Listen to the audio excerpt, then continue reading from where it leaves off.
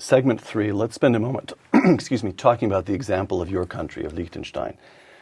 After the Second World War, Liechtenstein represented a country of no particular economic note. Some farming, a little bit of manufacturing, and now, these decades later, the highest per capita GDP on the planet. How did that happen?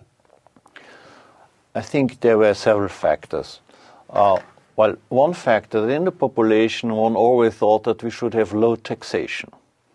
And whenever a government or party said we should have higher taxation, the people said we have direct democracy. No, because they thought we know much better what we can do with our money than the state does it with our money. So to create jobs and so on, we know much better, or we give the money to somebody who is a good entrepreneur.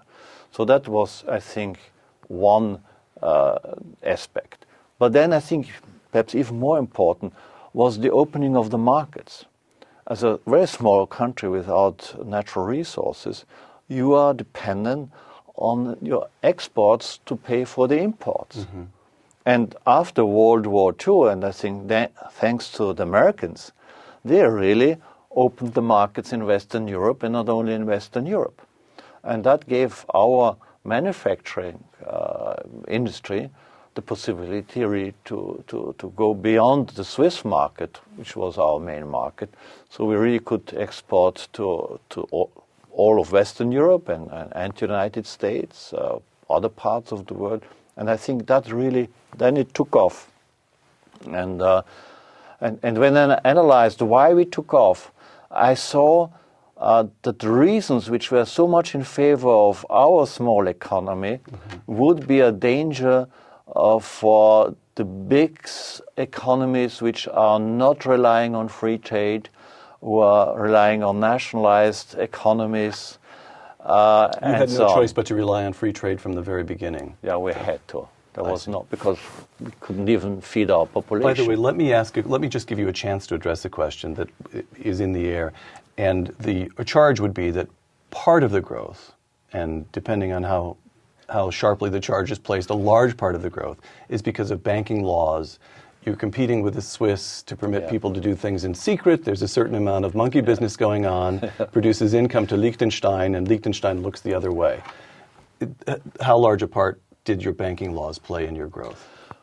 Well, interesting enough, these very liberal banking laws or very favorable banking laws, they were introduced after World War I.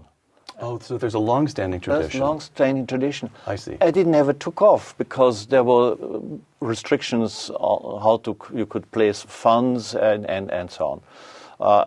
And after World War II, really manufacturing took off. I see. And so still we are, I think, at least in Europe, the highly industrialized state in manufacturing. It's employs about more than 40% of the people are in manufacturing, and only about 20% in the financial service industry. Now, how do you handle immigration? There are a lot of people who'd be very happy to take up residence in Liechtenstein. And by the way things are, the more longer I listen to you, the more I feel the urge to apply myself.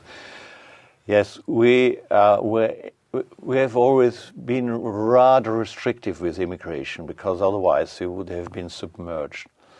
And we are now a member of the European Economic Area, but one thing what the European Union conceded to us, that we would be able to restrict immigration, because in the European Economic Area, the European Union, you have free movement of people. And that, of course, not an interest that all the rich people would then move to Liechtenstein, because they would have to pay less taxes. Right. All right. The referendum of 2003, you write in The State in the Third Millennium that had fundamentally two vital elements. One was the further entrenchment or the expansion of direct democracy. Yes. And the other was the right of self-determination at the local level. Yeah. Could you explain both of those terms? Direct democracy means what to you? Well, it means the following, that you have two cases, basically. You have the right of initiative. So people can collect a certain amount of signature and put something in. If they have enough signature, then Parliament has to look at it and either say yes or no.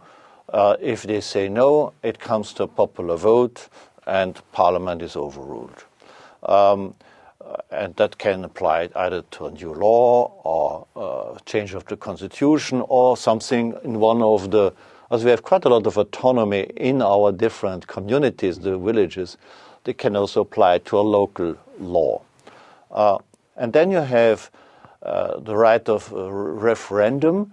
So if the Parliament passes a law through or changes of the constitution, there's a certain time limit before the reigning prince signs it off and makes it a law.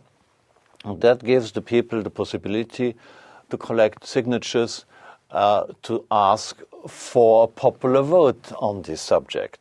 So only, well, and if the people say no, even it has been passed unanimously through Parliament, there's no chance it goes, and then the reigning prince doesn't sign. And the right the right of self-determination at the local level.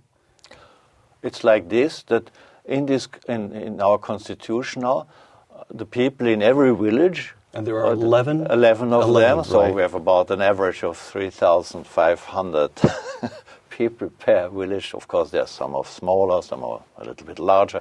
But then every village has the right to leave the country, to say, okay, we want to become independent, or we want to join Switzerland, or we want to join Austria, or whatever they want to.